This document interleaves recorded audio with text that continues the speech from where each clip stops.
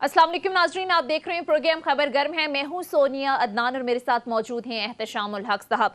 नाजरीन, पिछले कुछ दिनों से हम देख रहे हैं कि पाकिस्तान का सबसे बड़ा सूबा पंजाब और विफाक के दरमियान एक महाज आ रही एक रस्साकशी का सिलसिला जो है वो जारी है। पंजाब असम्बली की तहलील तो ना हो सकी, लेकिन वज़ीर आला परवेज इलाही अब देखना ये कि 11 जनवरी से पहले एतमाद का वोट ले सकेंगे या नहीं। पाकिस्तान तहरीक इंसाफ का मौक़िफ़ तो ये है कि 11 जनवरी से पहले हम एतमाद का वोट ले लेंगे और उसके बाद असम्बलियाँ तहलील कर देंगे। पंजाब असम्बली की तहलील पहले मरहले में शामिल होगी और इसके साथ साथ इस्तीफ़ों का मामला है। ये कहा जा रहा है पाकिस्तान तहरीक इंसाफ की जानिब से कि हम लोग स्पीकर के सामने पेश होंगे और अपने इस्तीफ़े भी दे देंगे। इसके साथ साथ दूसरे मरहले में केपी असम्बली तहलील करने की बात भी हो रही है। अब असम्बलियों से इस्तीफ़ों के मामले पर हमने देखा कि आज फवाद चौधरी साहब ने भी बात की है और उन्होंने कहा है कि इस्तीफ़ों की तस्दीक के लिए जाना चाहता हम तो स्पीकर भाग जाते हैं, कभी कहते हैं हम लाड़काना में हैं, अब खबरें आ रही हैं कि वो ऑस्ट्रेलिया चले जाएं। उन्होंने कहा कि हमारा आईनी हक है, आप इस्तीफ़ों की तस्दीक करें और हमारे इस्तीफ़े कबूल करें। उन्होंने ये भी कहा कि अगर इस्तीफ़े मंजूर ना किए गए तो हम सुप्रीम कोर्ट जाएंगे। क्या कहा फवाद चौधरी साहब ने, सुनिएगा जरा जी। हम जब भी जाना चाहते हैं वो स्पीकर आगे से भाग जाता है। अब कल जा रहे थे, अब वो कह रहे हैं हम लड़काना चले गए हैं, पता नहीं अब परसों रात को वो ऑस्ट्रेलिया जा रहे हैं। अगर उन्होंने इस्तीफे कबूल नहीं करने तो फिर हमें सुप्रीम कोर्ट जाना पड़ेगा। मैं स्पीकर से कहूँगा कि हमारा कॉन्स्टिट्यूशनल राइट है, अगर हम इस्तीफे देने चाहते हैं आपको क्या प्रॉब्लम है? इस्तीफा जो है वो कबूल करें और मुल्क में इलेक्शन करें। तो हुकूमत इस्लामाबाद में बलदियाती इलेक्शन कराने को तैयार नहीं है, वो नेशनल इलेक्शन जो है वो कहाँ पर है? इसके साथ साथ नाज़रीन, जो बल्दियाती इंतखाबात का मामला है, ज़रा 31 दिसंबर को इस्लामाबाद में होने वाले बल्दियाती जो इलेक्शन थे वो भी आज इलेक्शन कमीशन ने बाकायदा अनाउंस कर दिया है कि ये मुलतवी हो गए हैं। इस पर ज़ाहिर है पाकिस्तान तहरीक इंसाफ बहुत ज़्यादा तनकीद कर रही है कि ठीक इलेक्शन से 3-4 पहले इलेक्शन का मुलतवी हो जाना। आज असद उमर साहब ने इस हवाले से बात की। उन्होंने कहा कि इलेक्शन कमीशन जो है उसने PDM हुकूमत की मुआवनत की है और ये हुकूमत जो है वो इलेक्शन कराने से भाग रही है। क्या कहा असद उमर साहब ने इस हवाले से, ये भी सुन लीजिए जी।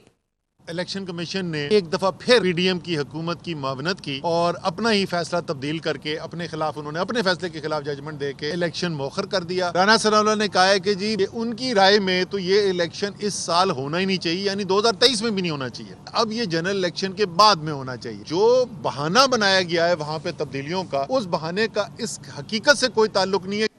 तो ये जनाब मौक़िफ़ है तमाम तर बल्दियाती इंतखाबात की मुलतवी पर पाकिस्तान तहरीक इंसाफ का। इसी सारी सूरत हाल पर नाज़रीन प्रोग्राम में बात करेंगे। लीगल एक्सपर्ट अहमद पनसोटा साहब हमें प्रोग्राम में ज्वाइन कर चुके हैं। Thank you so much Ahmad Pansota साहब आपके वक्त का। ज़ाहिर है लीगल पॉइंट ऑफ व्यू तो अहमद पनसोटा साहब से ही जानेंगे, लेकिन एहतशाम साहब आगाज़ आपसे करते हैं। ये ठीक इलेक्शन से 2-4 दिन पहले बल्दियाती इंतखाबात का मुलतवी हो जाना और फिर पाकिस्तान तहरीक इंसाफ का ज़ाहिर मौक़िफ़ यही है कि चूँकि हम इस वक्त मकबूलियत की पीक पर हैं और मौजूदा गवर्नमेंट जो है वो इसी वजह से इलेक्शन नहीं चाहती। साथ में इलेक्शन कमीशन पर भी तनकीद कर रहे हैं कि इलेक्शन कमीशन ने बाकायदा तौर पर PDM की मुआवनत की है। आप ये 2-4 दिन पहले इलेक्शन के मुलतवी होने को आप सर कैसे देखते हैं? सोनिया, सियासी जमातों का एक दूसरे पे इल्ज़ामात लगाना, पॉइंट स्कोरिंग करना तो चले हम देख रहे हैं एक मुद्दत से हो रहा है, शायद इस मुल्क में यही नज़र आ रहा है सब तरफ। लेकिन सवाल यह है कि इलेक्शन कमीशन जिसके बारे में कहा जाता है कि बहुत संजीदा अदारा है, दावे किए जाते हैं कि इंडिपेंडेंट है, कोई उसमें ऐसी चीज़ नहीं है। अगर जो मुखालफिन इल्ज़ाम लगा रहे हैं PDM के लोग, PTI के लोग के उनके साथ मिले हुए हैं, 4 दिन पहले आपने जिस अंदाज से मुलतवी किया है, सोनिया ये तमाशा लगाने वाली बात है। जिसका मतलब है कि वाज़े तौर पे सियासी जमातें और ख़ास तौर पे PDM की जमातें से भाग रही हैं। आपको याद है कि मुशर्रफ के ज़माने में बल्दियाती इदारे बहाल हुए थे, उसको बड़ा रोना पीटना हुआ था, फ़ंड ट्रांसफ़र हुए, फिर उसके बाद पीपल्स पार्टी PMN की गवर्नमेंट आई, उन्होंने वो जो निचली सतह पर फ़ंड ट्रांसफ़र होते थे MNAs MPAs से नीचे जाते थे लोकल नाज़म की तरफ, वो सारे रोक दिए गए। असल मसला पैसों का है कि फ़ंड नहीं जाने चाहिए। अब सवाल है कि इस्लामाबाद एक छोटा सा शहर है जिसमें कहा जाता है कि इसमें इलेक्शन करवाने की बात हुई, इस्लामाबाद भरा हुआ है, लोगों ने पैसा लगा दिया है, बैनर्स लगे हुए हैं, एक गहमा गहमी है, सब कुछ है, लोग तैयार हो रहे हैं। अब आपको व्हाट वेंट रॉन्ग, ये इमीडिएटली इलेक्शन कमीशन की तरफ से फैसला आना। सुनिए, ये जो बातें करना जी हल्का बंदियां नहीं हुई, यूसीज में इजाफा करना होगा, आबादी बहुत बढ़ गई, ये बहुत प्यारे होने चाहिए। मेरे ख्याल है ये मजाक बनाया इलेक्शन कमीशन ने और इस हवाले से इल्ज़ामात जो है ना वो बड़ी हद तक जो लगाए जा रहे हैं उसमें सदाकत है। और बात यही है सोनिया, देखे ना, सिंध में इलेक्शन नहीं करवाना चाह रहा बल्दियाती, पंजाब नहीं करवाना चाह रहा, KP में पार्शली हुए हैं, बलूचिस्तान में भी ये हाल है।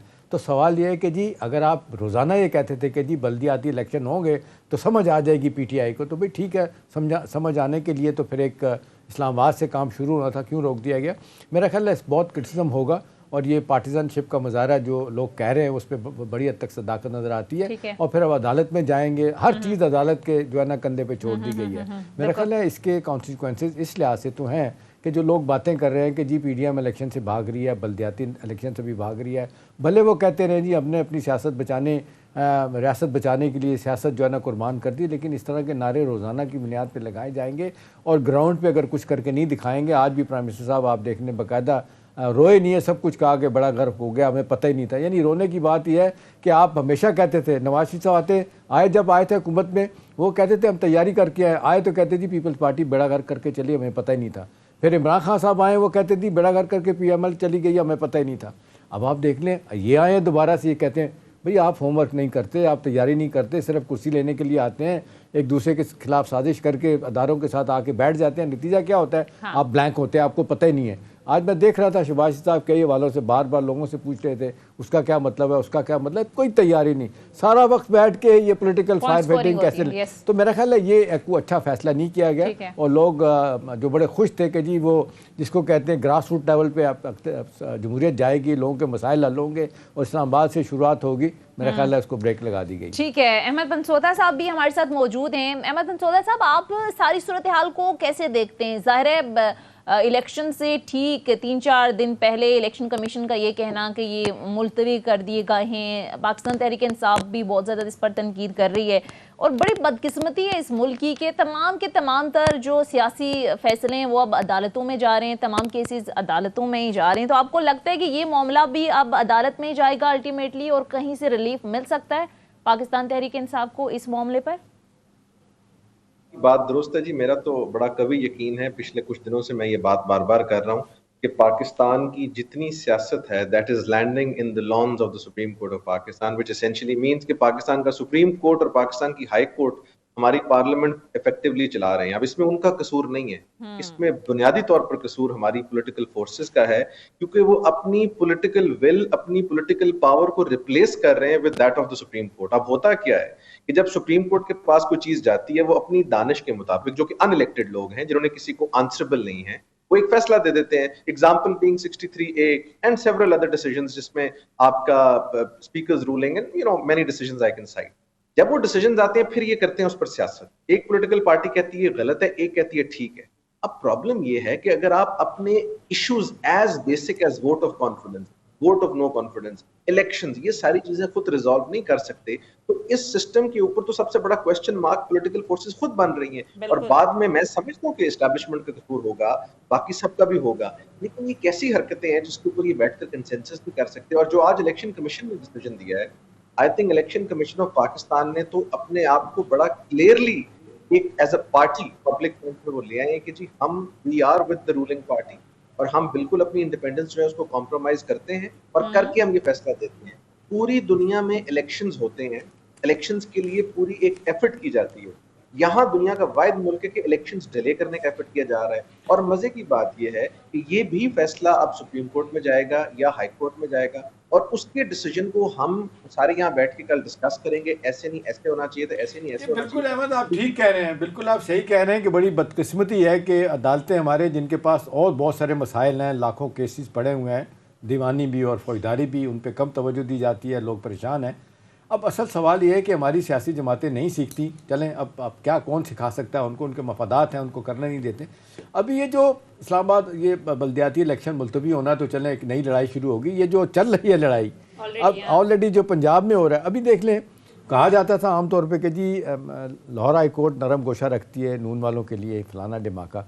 अब जब बड़े तमतराक के साथ वहाँ पे केस गया, उसके बाद आपने देखा पहले बड़ी जिसको कहते हैं मिठाइयाँ बांटी गई जी फैसला हमारे हक में होगा, जब पढ़ा गया तो पता चला नहीं।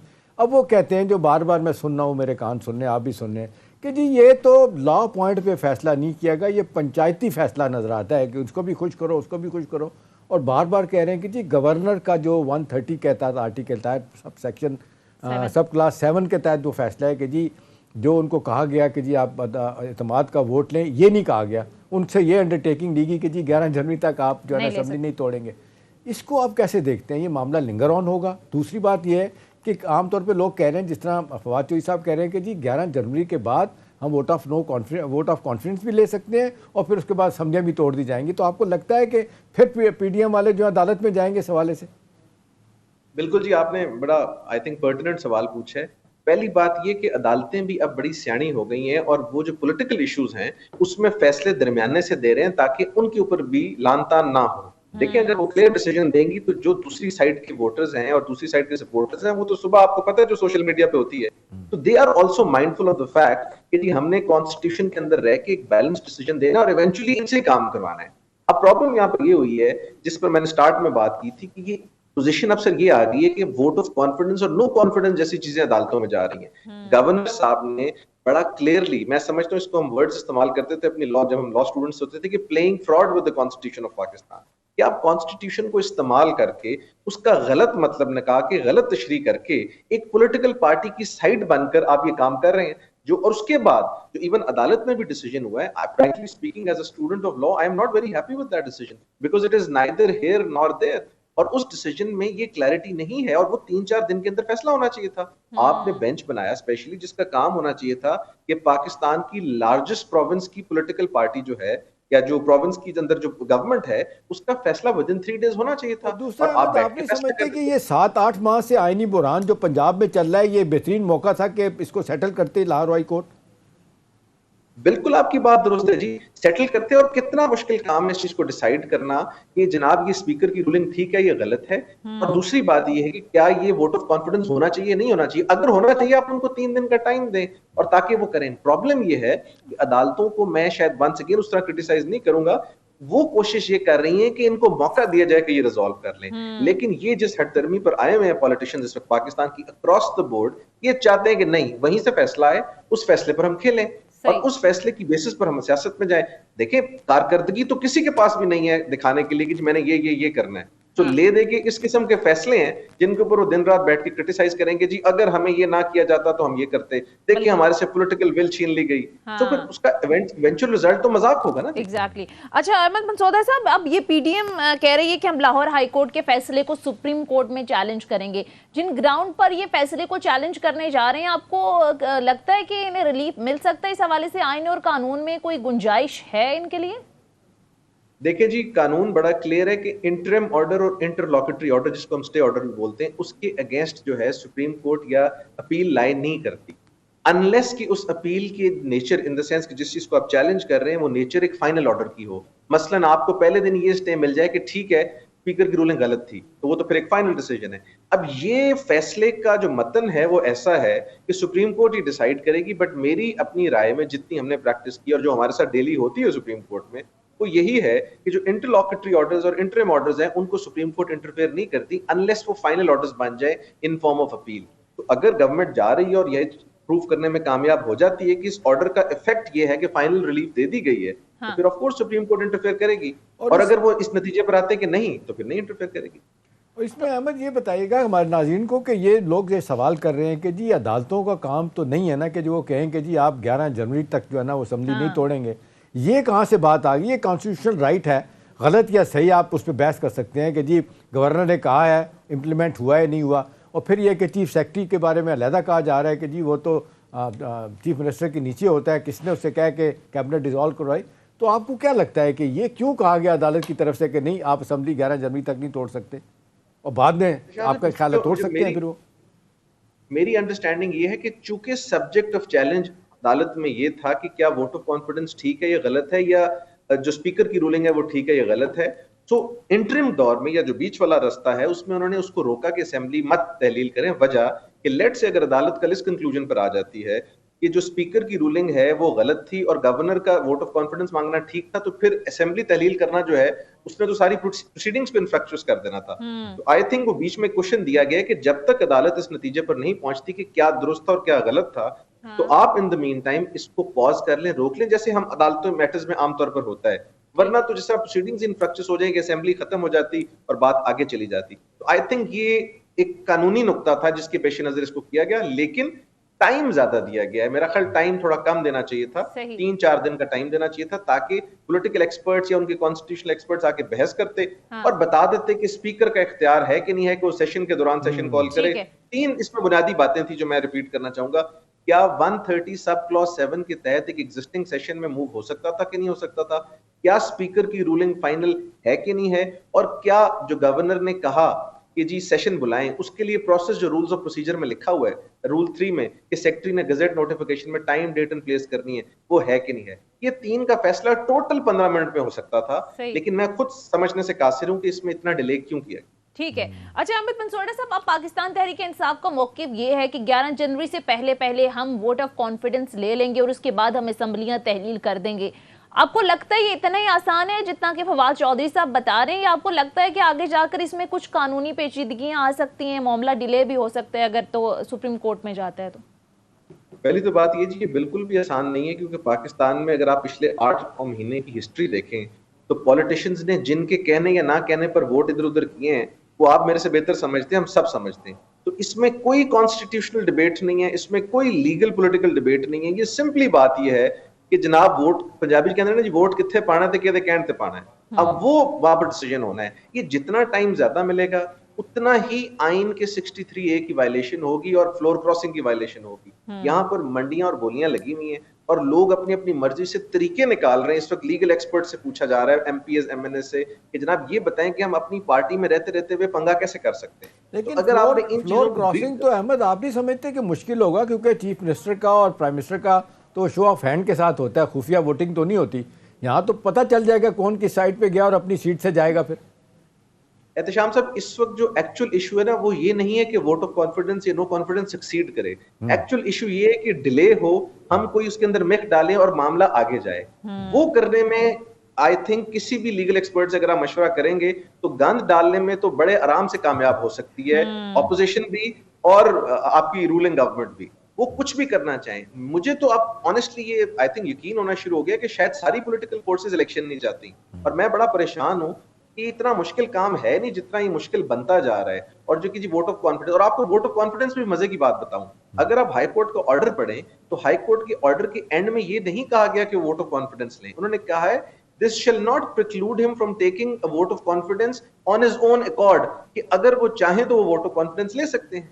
तो ये भी गलत पोर्ट्रे किया जा रहा है कि जिन्होंने 100% वोट ऑफ कॉन्फिडेंस लेना है तो वोट ऑफ कॉन्फिडेंस पर अब एक नई सियासत शुरू हो गई है, और वोट ऑफ कॉन्फिडेंस प्रूव करना ज्यादा मुश्किल है as oppose to vote of no confidence. ठीक है, तो एहतशाम साहब, ठीक है, पॉइंट टेकन। अच्छा एहतशाम साहब, आपको क्या लगता है अगले कुछ दिनों में जिस तरह से पाकिस्तान तहरीक इंसाफ कह रही है हम असम्बलियां तहलील कर देंगे, हम आसानी से वोट ऑफ कॉन्फिडेंस ले लेंगे, आपको लगता है कि ये अगले कुछ दिनों तक हो जाएगा, असम्बलियां तहलील हो जाएंगी? आपको भी लगता है कि नहीं, मामलात ऐसे नहीं होंगे जैसे वो सोच रहे हैं? सोनिया देखें, 26 नवंबर से पहले की सिचुएशन कुछ और थी, उसके बाद से बड़ी तेज़ी के साथ तब्दील हुई है। और लोग, मैं नहीं कहता, जो इमरान के मुखालफिन भी हैं पीटीआई के, वो भी कहते हैं कि इस वक्त सियासी तौर पे इनिशिएटिव जो है ना पीटीआई इमरान के हाथ में है। हाँ। अभी आप देख रहे हैं जो मुख्तलिफ आवाज़ें आती हैं, मैं हैरान होता हूँ पंसोटा साहब, जो अभी आपने देखा फजलुर रहमान साहब कहते हैं कि जी इन असम्बलियों की मुद्दत 1 साल बढ़ा दी जाए। कोई कहता है जी इलेक्शन का पीरियड जो है ना वो अब क्या कहते हैं 3 साल कर दिया जाए, हुकूमतों की मयाद। अब ये सारी बातें करने की ज़रूरत पेश क्यों आ रही है? सुनिए, देखें, सवाल इस वक्त यह है कि सब लोग पूछ रहे हैं कि ये मामला सियासी तौर पे इतना उलझा दिया गया और सियासी जमातों के स्टेक्स इतने हाई हो गए हैं, वो किसी सूरत में तैयार ही नहीं है कि इस वक्त इलेक्शन कराएं। आपने देखा कितना दबाव इमरान खान ने डाला हुआ है, अभी इवन इस हद तक कि उन पर लोग क्रिटिसाइज कर रहे हैं कि भी आप नई फौजी क़यादत को भी इन्वॉल्व कर रहे हैं, जबकि वो कहते हैं पॉलिटिकल है, नहीं, आप इंश्योर करें, इलेक्शन आके करवाएं। और आप देख लें, एक अदारा जिसको सब कुछ कराना चाहिए माजरत के साथ, इलेक्शन कमीशन, वो बहुत कंट्रोवर्शियल हो गया है। इस हद तक हो गया कि लोगों ने इतनी बातें, मतलब वो इमरान खान मानने के लिए तैयार नहीं। वो कहते हैं जी इसको डिसबैन कर दिया जाए, ख़त्म कर दिया जाए, सख्त ज़ुबान इस्तेमाल कर रहे हैं जो कि नहीं वैसे करनी चाहिए। क्रिटिसाइज़ करें, आपका पूरा हक है, लेकिन डोंट ब्रिंग देम इनटू, वो क्या कहने में लाइन न करें उनको। अब सवाल ये है कि जी ये कब तक, मेरा सवाल भी अहमद साहब से, आपका क्या ख्याल है कि कब तक ये कानूनी आइनी चीज़ों के पीछे छुपते रहेंगे? आपको क्या लगता है कि कोई धड़ाम से फैसला आएगा जो इनको मजबूर करेगा कि भी इलेक्शन हल है? इलेक्शन तो आप हर वक्त आपको याद है 97 का इलेक्शन इवन रमज़ान में हो गया था। हाँ। तो भाई वक्त से पहले इलेक्शन भी हो सकते हैं जब सूरत हाल इतनी बिगड़ गई है। सारी दुनिया कह रही है कि अदम इस्तेकाम है। और तो और IMF कहते हैं जी अदम इस्तेकाम की वजह से हम आपसे बात नहीं करते, कड़ी शराइत उनकी अपनी है। हाँ। आपको क्या लगता है कि ये किसके पीछे छुपना चाह रहे हैं, क्यों पूरे मुल्क को एक खड़वाल बनाया हुआ है? जी देखिए जी, इन सारी प्रॉब्लम्स का फाइनेंशियल, लीगल, पॉलिटिकल का हल तो एक फ्रेश इलेक्शन है, एंड आई होप कि ये जल्दी हो जाए। और मुझे लगता है कि जिस तरह आपने एग्जांपल 97 की दी है, तो शायद ये भी बात मार्च अप्रैल के एंड तक चली जाए। लेकिन प्रॉब्लम ये है कि यहाँ पर पाकिस्तान के अंदर रिवाज ये है कि पार्लियामेंट में बैठ के नहीं, पश्चे पुश्त बैठकर एक दूसरे के साथ, एक दूसरे के नुमाइंदों के साथ बातें करके फाइनल करके, और फिर हमें और आपको आके बेवकूफ बना दिया जाए कि जी ये तो ऐसे हो गया, ये तो ऐसे हो गया। वो बातें अभी चल रही हैं। उसमें पीडीएम की तरफ से एक बहुत बड़ी शर्त ये है कि जी हमारे केसेस जब 100% खत्म हो जाएंगे, we will be absolutely ready to go fresh with clean slate. Pakistan Tehreek Insaf की प्रॉब्लम ये है कि वो चाहते हैं जल्द से जल्द इलेक्शन हो, ताकि जो उनकी पॉपुलैरिटी है उसकी बेसिस पर एक डिसीजन आ जाए। अब इसका एक इक्विलिब्रियम आपने ड्रॉ करना है। वो कहाँ ड्रॉ होता है? वो 11 से पहले होता है, 5 से पहले होता है, 4 से पहले होता है। हो जाएगा, मुझे लगता है अप्रैल मई तक बात सेटल हो जाएगी। मार्च यहाँ अप्रैल तक नहीं अहमद, यहाँ तक कि वो कहते हैं कि इमरान की नाहली भी करवाएंगे और उसको गिरफ्तार भी करवाएंगे और इलेक्शन जो है ना पीछे चला जाएगा। वो इत्तेशाम साहब, आई थिंक अगर वो ये काम होगा या करवाएंगे तो वो मुतरादिफ होगा ऐसे ही कि जैसे पीटीआई इलेक्शन का बाइकआउट करते, उसके मुतरादिफ होगा। सो मेरा नहीं ख्याल दैट विल प्ले वेल और सेटल वेल, अनलेस कि वो चाहेंगे चूंकि नवाज शरीफ साहब के साथ भी ये काम हुआ है तो इधर भी ये हो। इस तरह तो फिर सारे पॉलिटिकल लीडर्स को बारी बारी एक दफा नाअहल करें और ये एक म्यूजिकल चेयर शुरू कर दें। देखिए वो तो ऑन द मेरिट्स होना है, on the merits of a case होना है। तो I don't see that happening.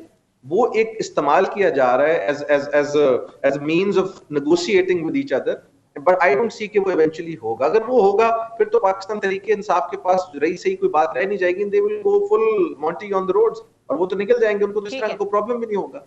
तो मैं समझता हूँ कि सबके स्टेक्स अंदर रख के ये बात अप्रैल मई तक मुझे नजर आ रही है। आपको लग रहा है कि अप्रैल मई तक जो है वो मामलात सेटलमेंट की तरफ जाएंगे और इलेक्शन आ सकते हैं। बहरहाल बहुत बहुत शुक्रिया माहिर कानून अहमद मनसूदा साहब प्रोग्राम में हमारे साथ मौजूद थे। मुख्तसर ब्रेक लेते हैं नाज़रीन, ब्रेक से जब वापस आएंगे तो जरा बात करेंगे कि विफाक और पंजाब में तो महाजराई और रस्साकशी का एक सिलसिला हम पिछले कई दिनों से देख रहे हैं, लेकिन क्या इस सारी सूरत हाल में आवाम का भी कोई सोच रहा है? महंगाई बुलंद तरीन सतह पर है, IMF प्रोग्राम जो है वो तहलील का शिकार है, मुल्क की मईशत का बुरा हाल है, डॉलर गायब है, खजाना खाली है। ऐसे में क्या करने की जरूरत है? हमारे पॉलिटिशियंस को क्या करना चाहिए कि मुल्क में इस्तेहकाम आए और सूरत हाल बेहतरी की तरफ जाए? मुख्तसर ब्रेक लेते हैं। माहिर मुआशियात फ़ारूक सलीम साहब प्रोग्राम में हमें ज्वाइन करेंगे। Stay with us.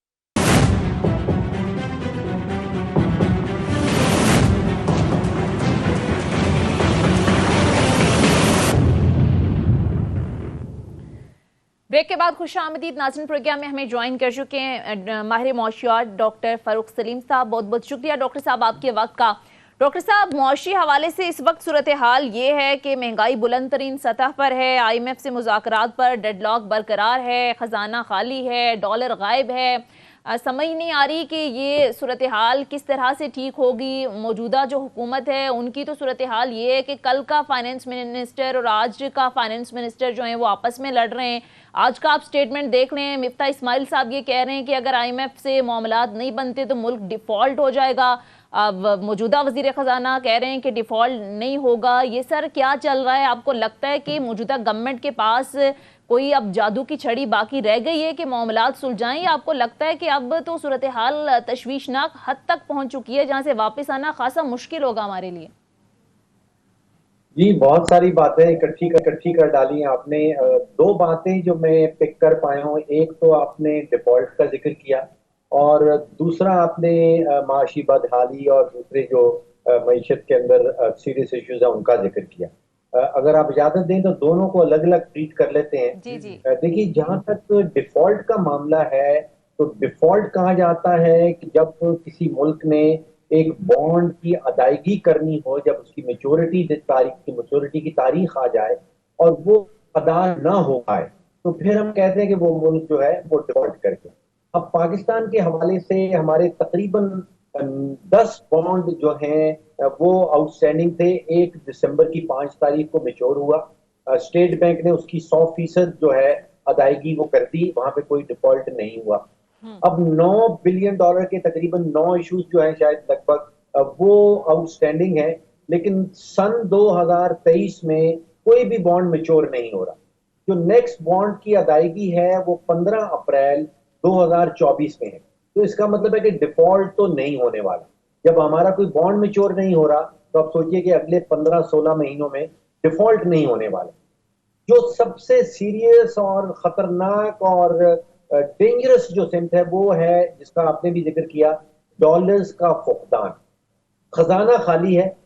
पाकिस्तान ऐसा मुल्क है जिसका इन्हिसार जो है वो इंपोर्ट्स के ऊपर बेतहाशा है।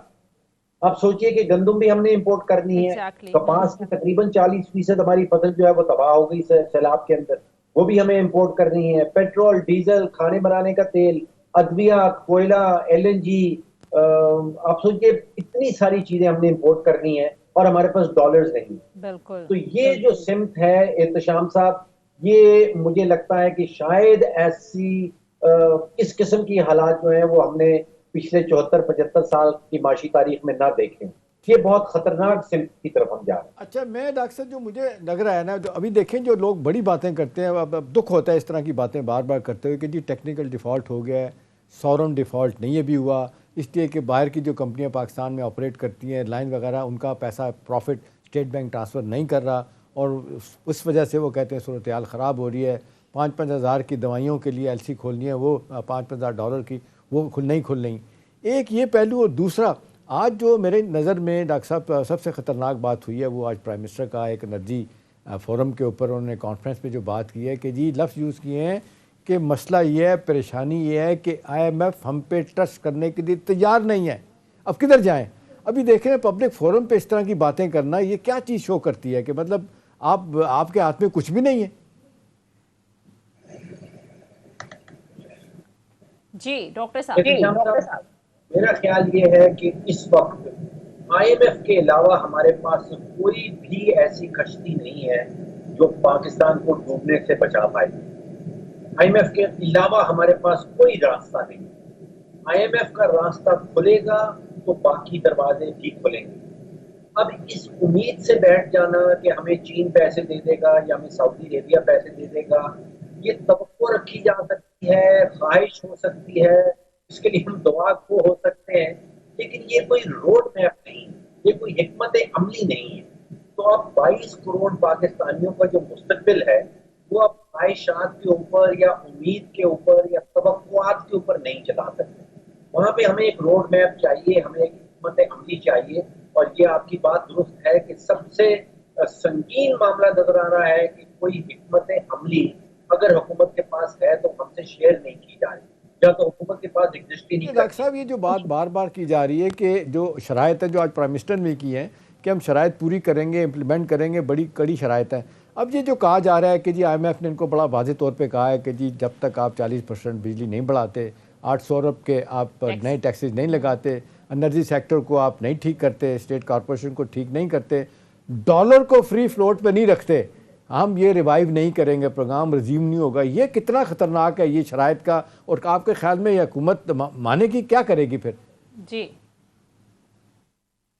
2 या 3 चीज़ें आपने डॉलर का जिक्र किया, बिजली का जिक्र किया। देखिए एहतशाम साहब, एक इकोनॉमिक्स का असूल है और वो ये कहता है कि जो 8 अरब इंसानियत बसती है इस दुनिया में, उसमें से किसी को ये नहीं पता कि रुपए और डॉलर की क्या कीमत होनी चाहिए। सिर्फ एक एंटिटी ऐसी है जिसको ये मालूम है कि रुपए और डॉलर की क्या कीमत होनी चाहिए, और उसको हम कहते हैं मार्केट। अगर कोई शख्स ये सोच रहा है कि रुपए की कीमत जो है वो डॉलर के हवाले से 200 होनी चाहिए, 210 होनी चाहिए या 200 से नीचे होनी चाहिए, ये सब आप सोचिए कि अंधेरे में आप तीर चला रहे हैं। जब तक आप मार्केट को ये रोल नहीं प्ले करने देंगे, तो वो जितनी चीजों का आपने जिक्र किया कि वो जो फॉरेन कंपनीज हैं, ओवरसीज इन्वेस्टर की चैम्बर की मेंबरान, उनके डिविडेंड रुके पड़े हैं।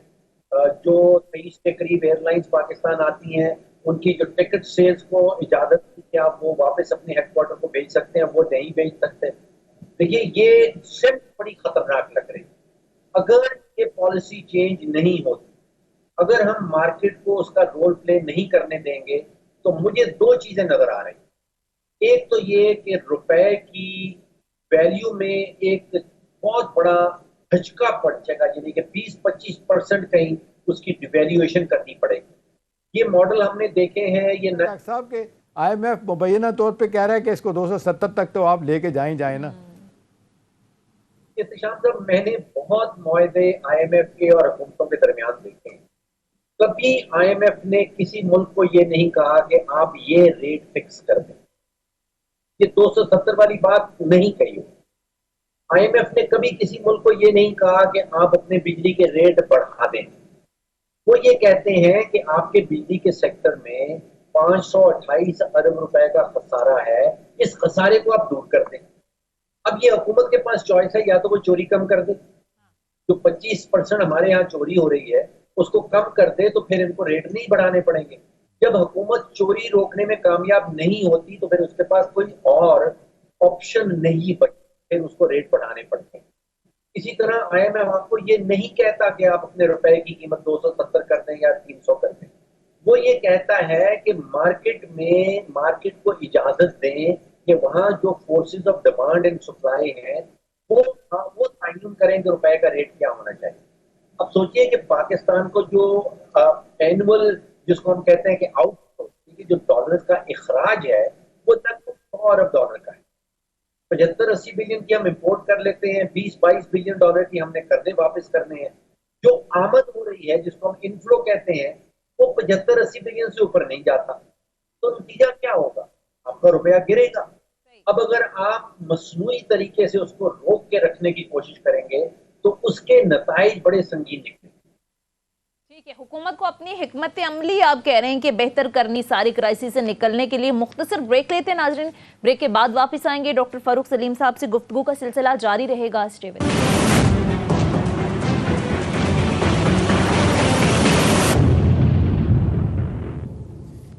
ब्रेक के बाद खुशामदीद। अच्छा डॉक्टर साहब, ये जिस मौशी बदहाली का अभी आपने तस्करा किया, जिस सारी दलदल में हम फंसे हुए हैं, इसकी एक बड़ी वजह आप समझते हैं कि सियासी अदम इस्तेहकाम भी है? देखिए, वो तो कहा जाता है कि सियासी जो अदम इस्तेहकाम है और जो माशी बदहाली है वो उनका चोली दामन का साथ है। वो तो एक बड़ी लंबी बहस है और पुरानी बहस। इस वक्त जो सबसे संगीन किस्म का मामला सामने आ रहा है वो ये है कि जो बढ़ता हुआ फर्क है इंटर बैंक रेट के अंदर डॉलर का और जो ओपन मार्केट में रेट आ रहा है। ये आप सोचिए कि पिछले 4, 5, 6 महीनों से एक गुब्बारा है, उसके अंदर हम हवा भरते चले जा रहे हैं। पहले कोई 8-10 रुपए फर्क हुआ करता था, फिर वो 15-20 हो गया, फिर वो 25-30 पे पहुंच गया, अब वो 35-40 रुपए का कहीं फर्क आ गया। एहतशाम साहब, बैंक में कोई 225 और 226 के करीब चल रहा है। ओपन मार्केट में कहा जाता है कि 250-55 पे चला गया है। ये गुब्बारा अगर हमने अपनी पॉलिसीज ना तब्दील की तो ये गुब्बारा किसी दिन फटेगा। ये वो मामला है कि फटना इसमें है, टाइम क्या होगा ये हमें नहीं पता। और जब वो गुब्बारा फटेगा तो फिर उसका नतीजे, उसके 2 नतीजे निकलेंगे। पहला तो ये होगा कि रुपए की जो वैल्यू है डॉलर के सामने वो यकदम नीचे आएगी। और ये चीजें हमने होती देखी हैं श्रीलंका के अंदर, नाइजीरिया के अंदर, कैमरून के अंदर, टूनीसिया के अंदर, इजिप्ट के अंदर, बेशुमार ममालिक में ये चीज हुई है। जब रुपया नीचे आता है बड़ी तेजी से क्रैश करता है। फिर आप देखिएगा कि जो शरह है महंगाई की वो ऑलरेडी एहतशाम साहब हमें हुकूमत बता रही है कि 30% पे पहुंच गई है। जब ये गुब्बारा फटेगा तो फिर ये पहुंच जाएगी कहीं 40-45% पे महंगाई की शरह। तो आप सोचिए कि ये पीरियड फिर इलेक्शन का साल भी आ रहा है, तो बड़ा मुश्किल हो जाएगा कि इलेक्शन के साल के अंदर रुपया क्रैश कर रहा होगा, महंगाई की शरह 40-45% पे पहुंच रही होगी। ये पॉलिसी जो है ये सस्टेनेबल नहीं है, ये ज्यादा देर तक चल नहीं। ज्यादा तो परेशान कर और बदकिस्मती तो ये है ना कि हुकूमत मान रही है कि डॉलर की स्मगलिंग हो रही है, अफगानिस्तान जा रहा है, दुबई भी जा रहा है, लोग हमारे लोग सियासी लोग भी और बाकी लोग भी पहुँचा रहे हैं, फैसिलिटेटर भी उनके बड़े मौजूद हैं।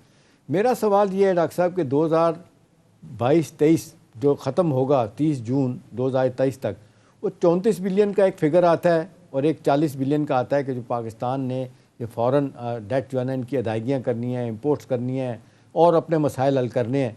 आपको लगता है कि ये IMF पैसा अगर दे भी दे तो ये so called clean bill of health to the economy मिलने के बाद हमें इतना पैसा आ जाएगा कि हम ये जो 34 बिलियन डॉलर ले सकेंगे बाहर से, ताकि हम ये जो सॉवरन डिफ़ॉल्ट खुदा ना खास्ता है इससे बच जाएं हम?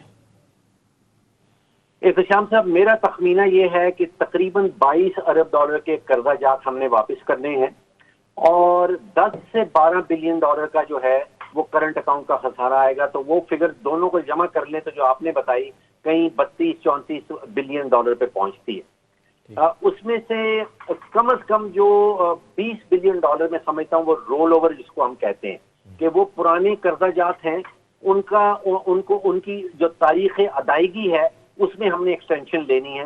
तो वो जितने भी मल्टीलैटरल हैं या बाईलैटरल हैं वो रोल ओवर पे चले जाएंगे। जो आपने फिगर बताई 30 या 32 या 34 बिलियन की, उसमें अभी जो गैप मेरे तखमीने के मुताबिक रह गया है वो 4 या 5 बिलियन डॉलर का है। बाकी इट्स ऑल देयर।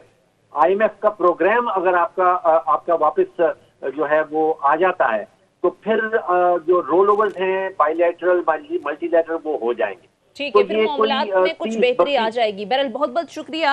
हमारे मौशी फारूक सलीम साहब प्रोग्राम में हमारे साथ मौजूद है। बहुत शुक्रिया सर आपके वक्त का।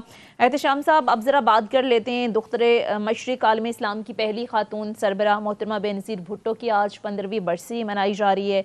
ज़ाहिर है 1988 में मुस्लिम दुनिया की पहली खातून सरबराह मुमलिकत के तौर पर उभरी और उनकी पूरी ज़िंदगी ज़ाहिर है जमहूरी जद्दोजहद से वो कभी पीछे हटी नहीं। फिर 27 दिसंबर 2007 को रावलपिंडी में एक दहशतगर्द हमले में उनको शहीद कर दिया गया।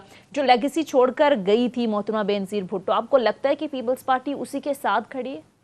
सुनिए, पहली बात कर लेते हैं कि जो मोहतरमा का जिस अंदाज से शहादत उनकी जिस तरह होती है और जिस तरह से हम देखते हैं डे वन से आपने देखा कि बड़े बड़े जो हाई प्रोफाइल मर्डर होते हैं लियाकत अली ख़ान से शुरू होकर, मतलब ज़्यादा अफसोसनाक बात तो आज भी कहते हैं, तारीखदान भी कहते हैं कि 5 साल की पीपल्स पार्टी की हुकूमत के दौरान भी नहीं पता चल सका कि बीबी को किसने शहीद किया। 4 बिलियन डॉलर यूनाइटेड नेशन को दिए, उनकी टीम आई थी, उनसे तहकीकात करवाई, उसके बाद स्कॉटलैंड यार्ड की अलहदा आई, उससे करवाई गई, किसी को नहीं पता चल सका। ये जो इतना बड़ा जुल्म हुआ, एक पाकिस्तान की, एक दुनिया की वाहिद इस्लामी मुल्क की वाहिद प्राइम मिनिस्टर थी जिनके साथ उनको शहीद किया गया, किसी ने नहीं पूछा। उसके बाद से तवातर के साथ सिलसिले चल रहे हैं। अभी देख लें अरशद शरीफ हमारा साथी, उसके साथ हुआ, इमरान खान को अल्लाह ने बचा लिया। इस तरह बहुत सारे आपने शातें देखी। अब सवाल यह है कि जो इल्ज़ामात लगते हैं वो तो ये हैं कि जी ये पीपल्स पार्टी जो लेट भुट्टो साहब की और उनकी बेटी की थी वो आज की पीपल्स पार्टी कतई तौर पे नहीं है। मुखालफिन तो इस हद तक इल्ज़ामात लगाते हैं, ओपनली लगाते हैं कि जरदारी साहब ने खुद उनको साइड हटाया अपने सामने से अपने इक़्तिदार हासिल करने के लिए। हम नहीं इसमें जाते, मुबैना तौर पर यही बातें की जाती हैं। लेकिन एक चीज़ जो है ना सोनिया, वो यह है कि बेनज़ीर चारों सूबों की जो जंजीर कहा जाता था पूरे पंजाब में थी, वहीं से जीत के आई थी। अब देखते सिंध तक महदूद हो गई है। पिछले 13 बरस से सिंध में हुकूमत कर रहे हैं, वहाँ पे भी सूरत हाल बड़ी ख़राब है। PTI वाले दावा कर रहे हैं कि हम उनको टफ टाइम देंगे। तो सवाल ये है कि जी क्या वजह है कि पूरे मुल्क की जो एक पार्टी थी वो सिर्फ महदूद हो गई, एक सूबे तक रह गई है? क्या वजह? लोग यही कह रहे हैं। 2-3 अटैम्प्ट्स बड़ी सीरियस हुई थी, जिसमें मुझे अच्छी तरह याद है, जिसमें कायरा साहब ने और अपने क्या कहते हैं एतजाज़ एहसन साहब ने, खोसा साहब ने मिल के इनको कहा था कि जरदारी साहब को आप पीछे हट जाएं। तो एक हार्ड लॉन्चिंग करवाते हैं बिलावल की, 2 दफ़ा हो चुकी है, बल्कि लोग कहते हैं 3 दफ़ा हो चुकी है, लेकिन वो बैक सीट पे नहीं गए। आज भी बिलावल भुट्टो जरदारी जो है ना वो देखते हैं, जो कुछ भी पॉलिटिकल मूव करनी है चलानी है वो अपने बजान की तरफ देखते हैं। जरदारी साहब माजरत के साथ दो मुबैना तौर पर उन पर इल्जामात लगते हैं। आज वैसे एहतजाज एहसन साहब ने भी बात की है, वो पैसे के गिर्द घूमती है। एहतजाज एहसन साहब, एहतशाम साहब कह रहे हैं कि पीपल्स पार्टी जिनके साथ चल रही है वो हमारी मुखालिफ है और ये पंजाब में हमें मुकम्मल तौर पर ख़त्म कर देंगे। आपको लगता है कि ये खदशा दुरुस्त है उनका? सोनिया देखें, इन्होंने अब देखें जिस तरीके से PMLQ इस वक्त डिक्टेट अपना टर्म डिक्टेट करवा रही है, जिस तरह का आप देख रहे हैं सीट अरेंजमेंट मांग रही है। वो कहती है अगले इलेक्शन में PTI के साथ रहेंगे तो 30 सूबाई और 15 कौमी की सीटें मांग रहे हैं। ये 2-3 दफ़ा जरदारी साहब कह चुके हैं, मांग चुके हैं। इन्होंने कहा मुझे अच्छी तरह 20 सीटें मांग रहे थे भी अपना इस क्या कहते हैं नेशनल की, और उससे ज़्यादा उनकी मांग रहे थे सूबाई की। उन्होंने कहा जी ये नहीं हो सकता, नहीं दे सकते। बहरहाल उन्होंने इस अरेंजमेंट को अभी तक बहाल रखा हुआ है PDM की सूरत में। लेकिन जो आप बात कर रही हैं बीबी की शहादत के बाद ये पार्टी जिस तरीके से ख़राब हुई है, मेरे नहीं ख्याल कि इसकी कभी रिवाइवल होना मुश्किल है। बैरल प्रोग्राम हो गया, बहुत बहुत शुक्रिया एहतशाम साहब।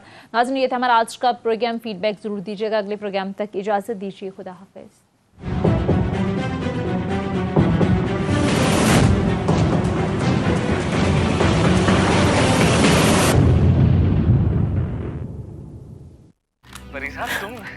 ये ड्रामा कब खत्म होगा?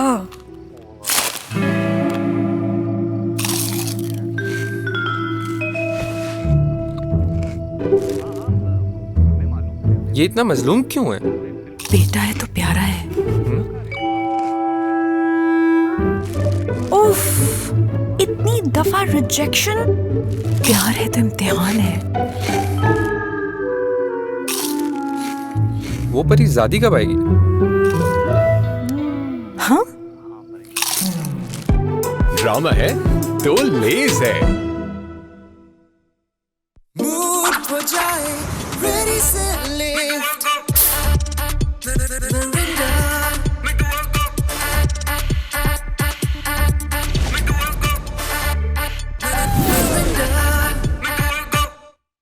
जब लगे सिचुएशन हैवी, ड्रामा हो कम बोर्डम प्लेंटी, ला ला तो कर लो कुछ बबली बबली, बना लो हर सिचुएशन को बबली बबली बबली बबली, बना लो हर सिचुएशन को bubbly bubbly bubblify life. Slow internet ने दिमाग घुमा दिया फिर से, इसलिए स्प्राइट और जैज लाया अनलिमिटेड जैज सुपर 4G जीतने का चांस। बस स्प्राइट की कोई से भी बॉटल लो, लेबल के पीछे छुपे कोड को ढूंढो, डायल करो *145* और फिर कोड हैश, तो फिर ठंडक और बन सुपर। सलाम पप्पू, अम्मी वो आज आ नहीं सके मगर मैं हाजिर हूँ। वो लोग शादी में आ ही रहे थे तो कुर्ता